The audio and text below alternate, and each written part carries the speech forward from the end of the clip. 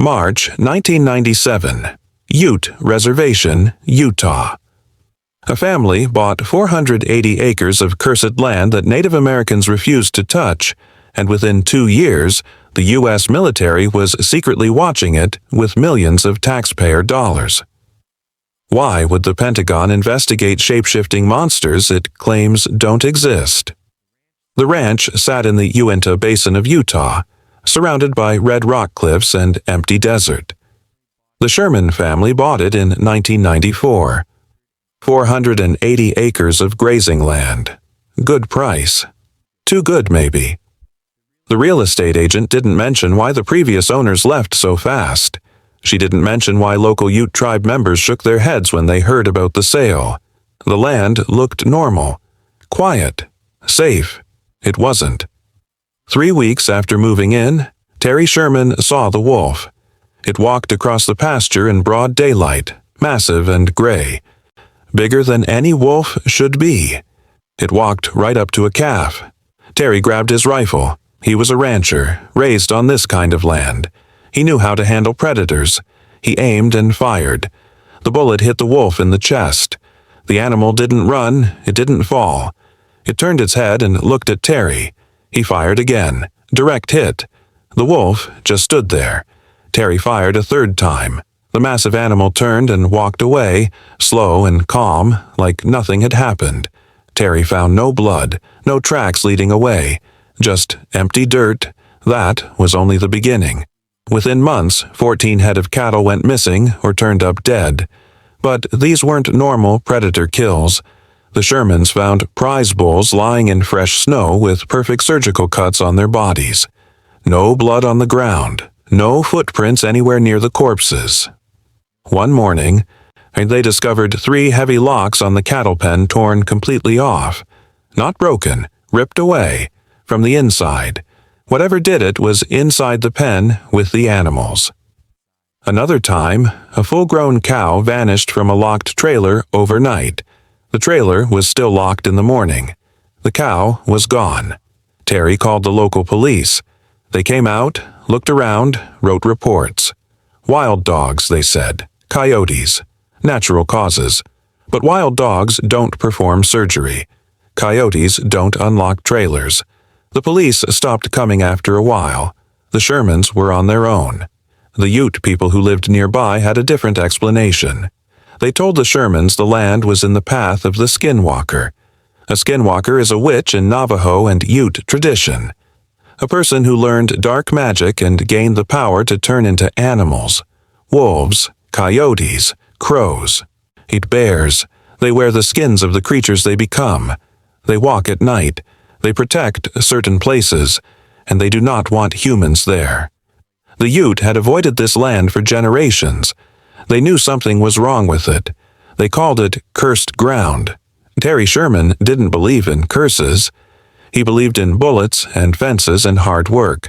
But after 2 years of missing cattle, strange lights in the sky, and things watching from the hills at night, he believed in leaving. In 1996, the Shermans sold the ranch. They signed papers promising never to talk about what happened there. They disappeared from public life. No interviews, no statements, gone. The man who bought the ranch wasn't a rancher. His name was Robert Bigelow, a real estate millionaire from Las Vegas. He didn't want the land for cattle. He wanted it for research. He brought in scientists. He installed cameras everywhere. Motion sensors, electromagnetic equipment, teams of people watching and recording 24 hours a day. One of those scientists was Colum Kelleher, a man with a PhD in biochemistry. His job was to document everything that happened on the property, everything strange, everything impossible, and then the U.S. government started watching too. Not local police, not state investigators, federal agents, defense intelligence officers, people who don't waste time on ghost stories. They came with clearances and questions and money, millions of dollars of taxpayer money, all focused on 480 acres of Utah desert where something walked that shouldn't exist. Colum Kelleher arrived at the ranch in 1996 with notebooks, cameras, and scientific training. He worked for the National Institute for Discovery Science, the group Robert Bigelow created to study the property. Kelleher didn't believe in magic or monsters. He believed in evidence, measurements, data, facts. He thought science could explain anything if you looked hard enough. The ranch would test that belief for 8 years. The team installed video cameras on every fence post and building. They set up motion sensors across the property. They brought magnetic field detectors and radiation readers. They recorded everything: temperature, wind speed, animal movements, sounds. They worked in shifts, so someone was always watching, always ready. Within weeks, the equipment started catching things that made no sense. Cameras recorded large, dark shapes moving across fields at night. Not animals, not people, something else. And the shapes appeared suddenly and vanished just as fast. Sometimes they looked humanoid, 7 feet tall, broad shoulders, standing on 2 legs, watching the researchers from distant hills. Other times the cameras showed nothing, but the motion sensors went crazy. Alarms blaring, equipment showing something massive moving through empty air. The researchers would rush outside and find nothing there, just wind and darkness and the feeling of being watched. The cattle kept dying. Kelleher examined the bodies himself. He measured the cuts with rulers. Perfect circles of flesh removed. Edges smooth and burned like someone used a laser. No blood anywhere. The ground around the dead animals read 20% higher radiation than normal. Not enough to kill, just enough to notice, just enough to know something unnatural happened. Kelleher sent tissue samples to laboratories. Veterinary experts looked at the cuts under microscopes. Their reports came back confused. They couldn't identify the tool that made the incisions. They couldn't explain the cauterization patterns. One pathologist wrote that it looked like the flesh had been cored out by something impossibly precise and hot. The researchers recorded sounds at night, howls that didn't match any known animal, voices speaking in the dark, footsteps approaching the buildings, heavy footsteps, human footsteps. But when they turned on the lights, nothing was there. Equipment disappeared. Expensive cameras mounted on poles would be gone in the morning. No signs of tampering, no human footprints, just empty brackets where the cameras used to be. James Lakatsky joined the observation in 1997. He didn't work for Bigelow. He worked for the Defense Intelligence Agency, the DIA federal government, military intelligence. His presence meant this wasn't just about strange ranch stories anymore. This was national security. Lakatsky never explained exactly why the government cared. He watched. He took notes. He filed reports that disappeared into classified files. Local law enforcement wanted nothing to do with it. The FBI refused to investigate. The Shermans had called them years earlier about the cattle deaths. The FBI said it wasn't their problem. Now scientists were calling with evidence and photographs and tissue samples. Still nothing. The authorities didn't want to know. Every request for help was denied. Every offer to share evidence was ignored. The message was clear: leave it alone. But journalist George Knapp wouldn't leave it alone. He started investigating in the early 2000s. He interviewed Kelleher. He reviewed the documentation. He talked to locals. In 2005, he published a book called Hunt for the Skinwalker. For the first time, the public learned what had been happening on that Utah ranch: the cameras, the deaths, the government involvement, and people started asking questions.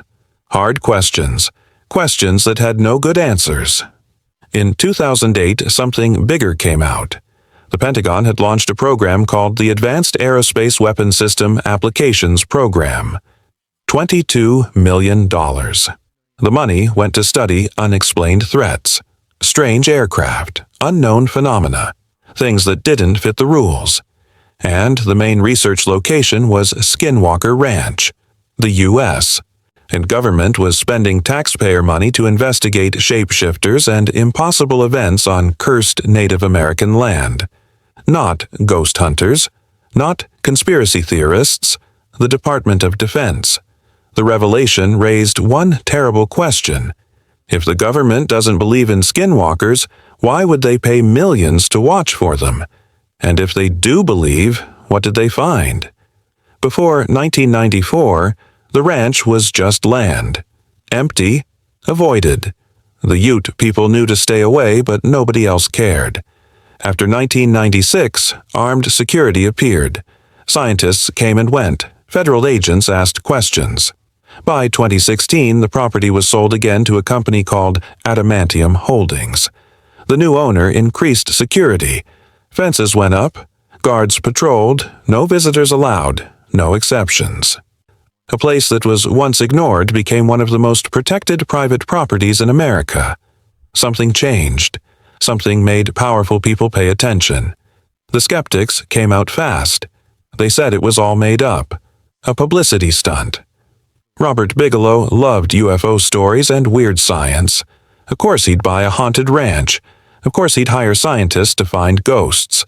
The whole thing was fake. That's what the critics said. But the critics couldn't explain James Lakatsky. They couldn't explain why a DIA official spent years on the property. They couldn't explain the Pentagon program. They couldn't explain $22 million. Fake stories don't get military intelligence budgets. Other people tried different explanations. Maybe the land had strange rocks underground, magnetic rocks that caused hallucinations. He made people see things that weren't there, made equipment malfunction. That sounded scientific, reasonable. But it didn't explain the dead cattle. It didn't explain the surgical cuts. It didn't explain why tissue samples confused veterinary experts. Rocks don't perform surgery. The Ute and Navajo people had the oldest explanation. Skinwalkers, witches who broke sacred laws and learned to change shape. They protected certain places. They punished trespassers. They killed animals as warnings. Stay away. This is not your land. The native explanation was the one nobody in government wanted to hear. Too old. Too strange. Too far from science and reason. But it was the explanation that fit the facts. Kelleher wrote in his notes about one night in 1999. He and 3 other researchers stood outside the main building. The air smelled like sulfur. Thick and choking.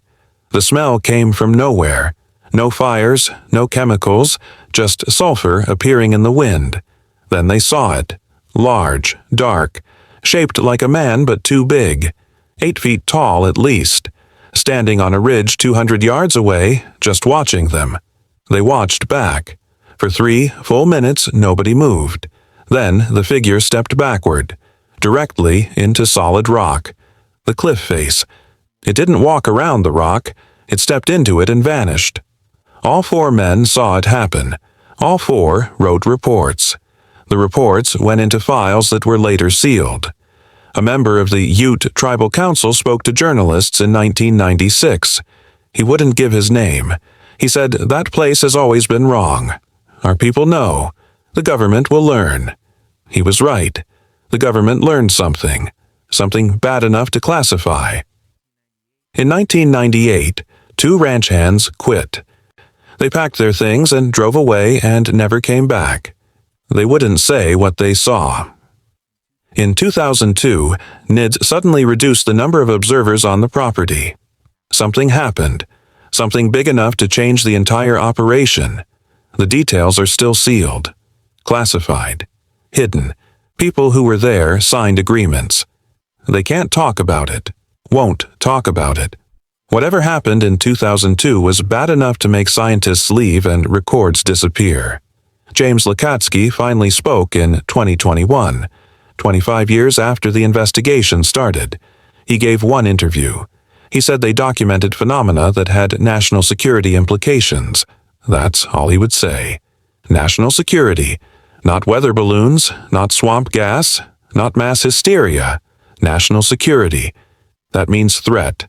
That means danger. That means something real. The witnesses described the feeling before things appeared. Complete silence. No insects, no birds, no wind, like the world was holding its breath. Then pressure in the air, weight pushing down, and the feeling of being watched from every direction at once.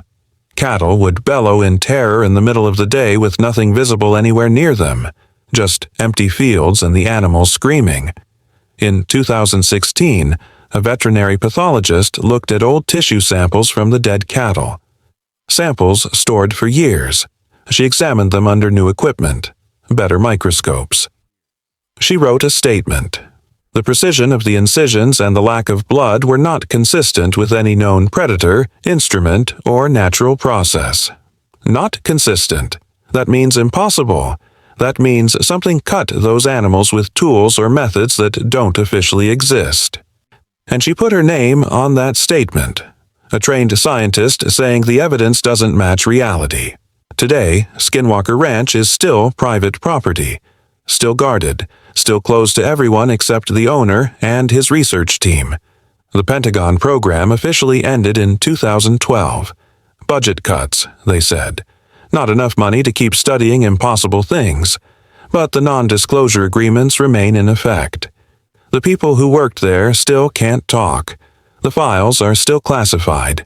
The truth is still locked away. The investigation changed how the government thinks about unexplained events. In 2017, news broke about another Pentagon program, the Advanced Aerospace Threat Identification Program, AATIP. Military pilots were seeing objects in the sky that moved in ways that broke the laws of physics. The Navy released videos. Congress held hearings. Suddenly, talking about impossible things became acceptable, respectable. And it all started with the research done at Skinwalker Ranch. The ranch became the blueprint, the proof that some mysteries deserve serious attention. Terry Sherman sold his ranch and vanished. No one knows where he lives now. He never gave another interview, never spoke about what he saw. The fear was enough to make him disappear completely. Colm Kelleher published his findings in books and papers. He still researches privately, still asks questions, still looks for answers. James Lakatsky retired from the Defense Intelligence Agency. In 2021, he wrote a book confirming the program existed, confirming the government investigated, but he still won't say what they found. The land itself changed hands again in 2016. A man named Brandon Fugel bought it. He confirmed the purchase in 2020. He hired new security, new researchers, new cameras. The investigation continues, quietly, privately, away from public eyes. We still don't know what happened in 2002. We don't know what event made the scientists scale back their work. We don't know what was in the classified reports sent to Washington.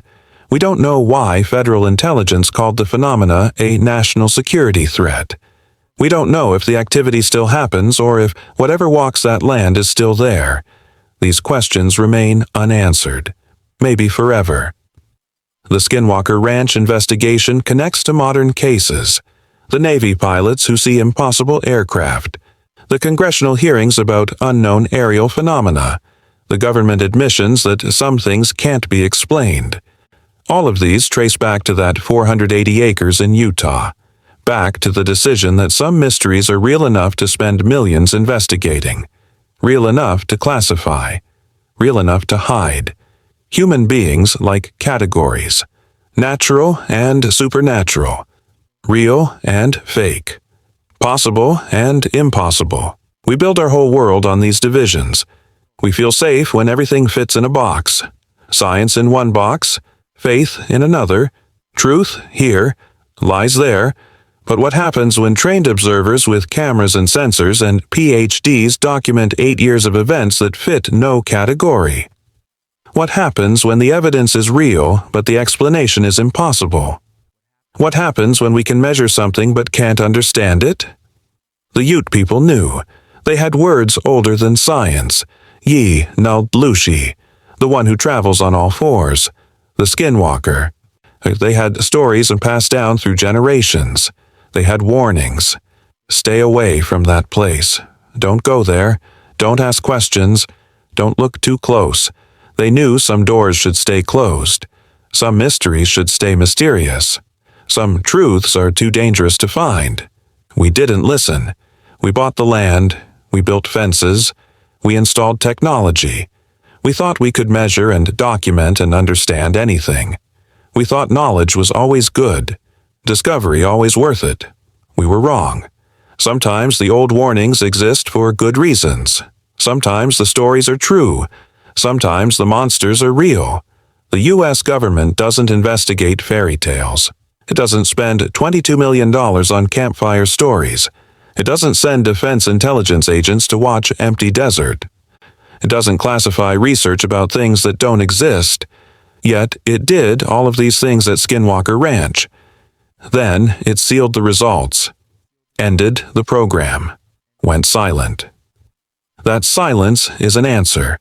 Not the answer we want, but an answer. The ranch is still there. The cliffs still rise red against the blue sky. The land still sits quiet in the Utah desert. And the guards still patrol the fences. Whatever they found is still hidden. Whatever walks that ground might still be walking. The cameras are still recording. The research continues. But now it happens in private, in secret, away from questions and journalists and public attention. They learned something on that land, something that changed everything, something they decided we shouldn't know. Some people say the Skinwalkers never existed, just stories, myths, legends from a different time. But myths don't get Pentagon budgets. Legends don't require classified reports. Stories don't make scientists quit and witnesses go silent and evidence disappear. Something happened on Skinwalker Ranch. Something real. Something the government investigated and documented and then locked away. We just don't know what. And maybe we never will. Maybe that's the point. Maybe some truths are too strange, too dangerous, too far outside our understanding. Maybe the silence is protection. Maybe the classification is mercy. Or maybe it's fear. Fear that if we knew what they found, everything would change. Every certainty would crack. Every comfort would vanish. Maybe they found proof that the world is stranger and darker than we can handle knowing. Maybe they found the Skinwalkers. And maybe the Skinwalkers found them back.